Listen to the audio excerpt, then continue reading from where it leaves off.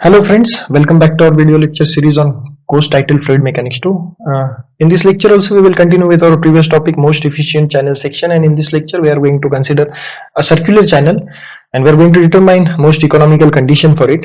So as usual, before proceeding we are going to go through some small revision. Chezy's equation, V is equal to C under root of Rs.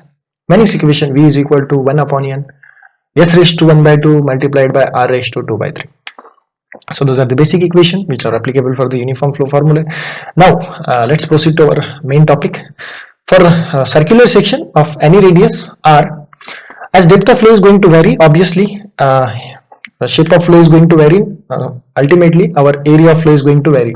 So if I am considering this circular channel, also before proceeding I should make clear that whenever my circular channel section are partially filled with water, and when the water is flowing in that partial condition, if it have a free surface, then it is treated as open channel flow. And if this circle is totally filled with water and flowing under pressure, then it is not treated as a open channel flow. It is considered as pressurized flow. So here I am getting the free surface of liquid. That means that it is a open channel flow. And now if this depth of flow, what is available in this case, y, is going to change, in that case obviously whatever the area of flow is going to change, as well as perimeter is also going to change due to this converging of the area at the top and bottom. So as this area of flow is going to change, whatever the condition we have considered while deriving the most economical channel section, that area of flow is constant, cannot be applied here. Understood? So this cannot be applied directly, and that's why we need to consider areas also variable along with the weighted perimeter. So for the circular channel section, we need to consider two separate conditions. Those are the first condition for the maximum discharge and second condition for the maximum mean velocity of the flow. So we are going to consider those two conditions separately, and we are going to derive the equation for those two conditions separately. The first condition, condition of maximum mean velocity. So for the maximum mean velocity, we know that from Chezy's equation we need to maximize this R. So for increasing or for maximizing velocity V, we need to maximize this value of R, because already C is constant and S can also be treated as a constant. So we need to increase this R, we need to maximize this R. What is R? R is the A upon P. So for maximizing the velocity, or for the maximum value of mean velocity, this A by P should be maximum. Next, what is A by P? It's hydraulic radius. Next, condition of maximum discharge. Now while maximizing discharge, we are going to consider again Chezy's equation, Q is equal to AC under root of RS. So here it is, another A is outside the under root, so we are going to take it inside. So it is coming as under root of A cube upon P. So for the maximum, here it is flow, not a flow velocity, it should be a maximum discharge. So here there is a correction, it's wrong. For the maximum discharge, whatever the value of hydraulic radius, A cube upon P should be maximum. So we are going to consider those two conditions separately. Remember what we are going to maximize, that is in case of maximum velocity, A by P, and in case of maximum discharge, A cube upon P. So let's proceed one by one. We will go one by one. Before proceeding, we are going to derive some geometrical elements which we required while going for the condition. We need an equation for the perimeter in case of circular channel section, as well as area of flow. So let us consider open channel in which depth of flow is y, which is subjected to the flow under the depth of flow y. And if I am considering this is my water surface profile, this is my water surface elevation, and from the corner or where it is touching to the surface of the channel, if I am extending it to the center, if I am projecting it to the center, so whatever angle subtended by it, that is 2 theta. So it is angle subtended by water surface AB at the center in radians. Now whatever the weighted perimeter is the length of our arc ADB. So this arc length can be easily computed by multiplying it with radius. Angle subtended by this arc multiplied by radius. So what I am getting here, R multiplied by angle subtended is 2 theta. So I am getting your equation, P is equal to 2 R of theta. This can also be derived by considering this case, whatever the total circumference divided by the total angle of the circle multiplied by whatever the angle we are considering, that is 2 theta. So here it is 2 pi get cancelled, whatever the R multiplied by twice of theta. Now next, weighted area. So here it is, area of ADBA. So whatever our weighted area will be equal to area of this A, D, B and A. So we need to compute this area. This area can be computed by considering this whole area OADBO minus OAB. So after deducting this triangle from this whole sector area, I will get the area of flow. So we are going to define here area ADBA will be equal to area of sector OADBO minus area of triangle OAB.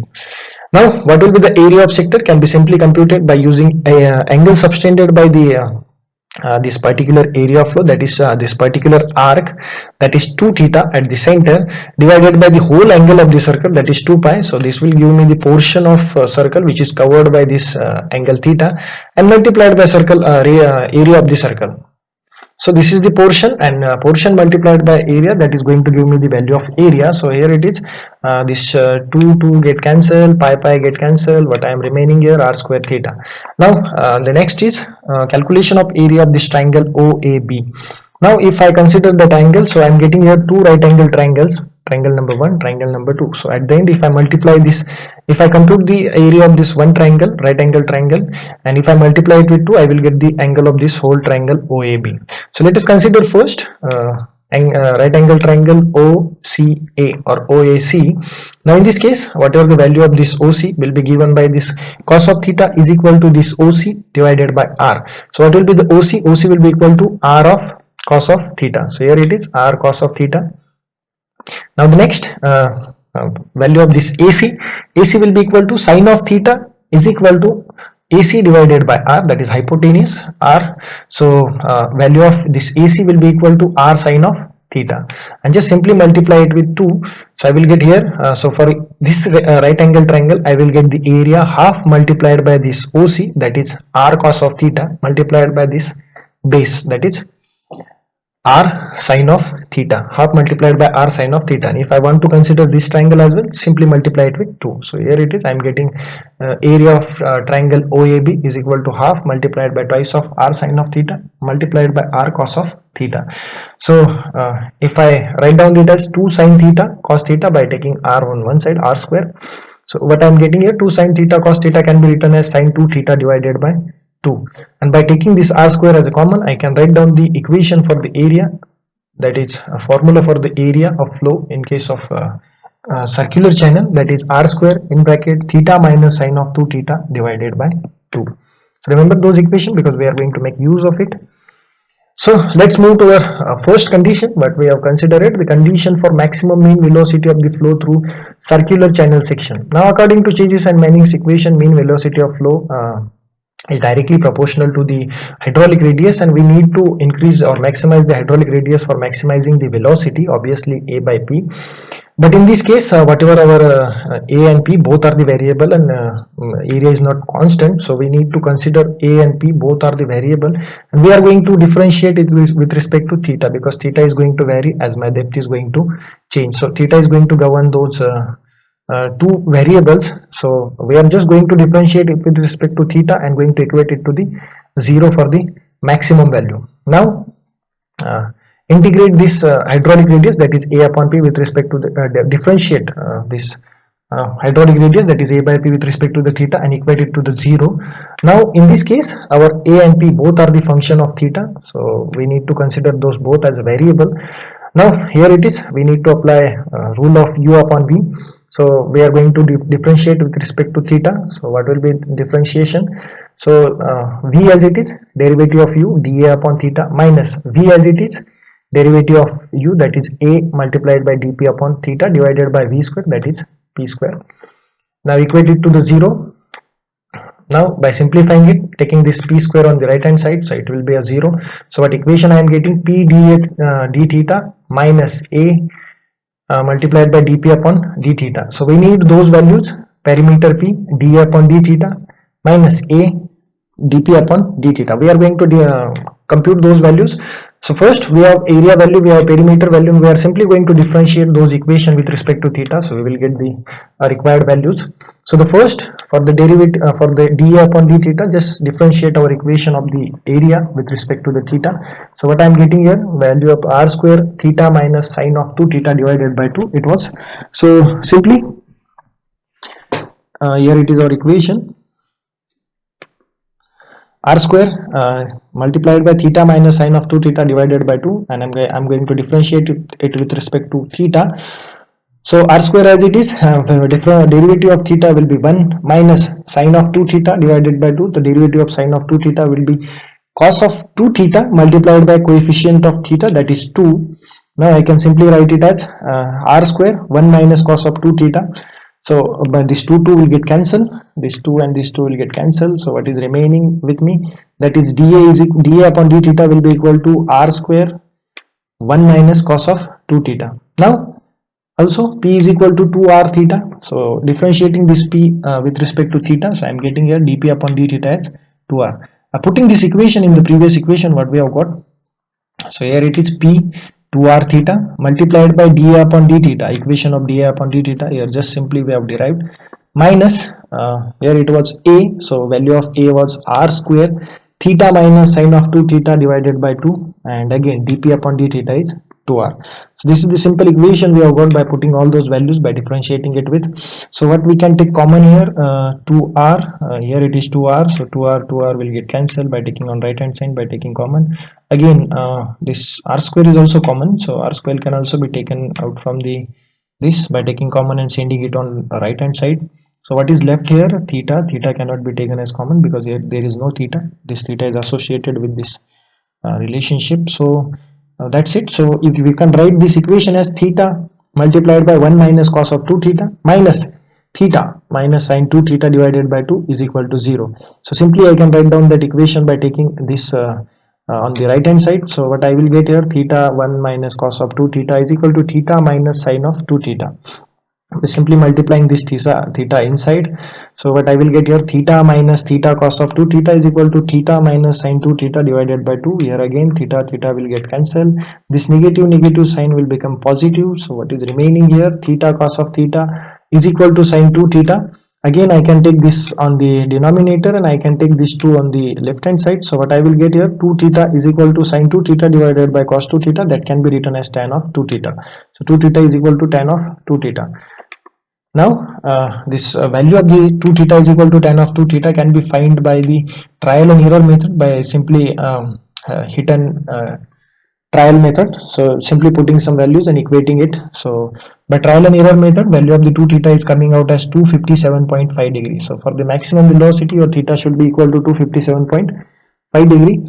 But again the theta cannot be defined, we need to define our depth of flow. So we are going to find what is the value of depth of flow by using this value of theta.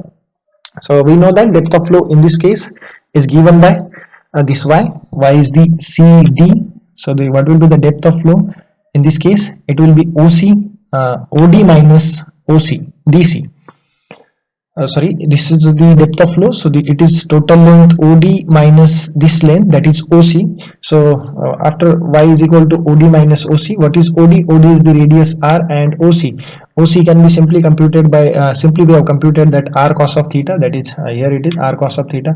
Put the value of theta here, that is theta is coming out as 128.75 degree, as our 2 theta was the 257.5 degree.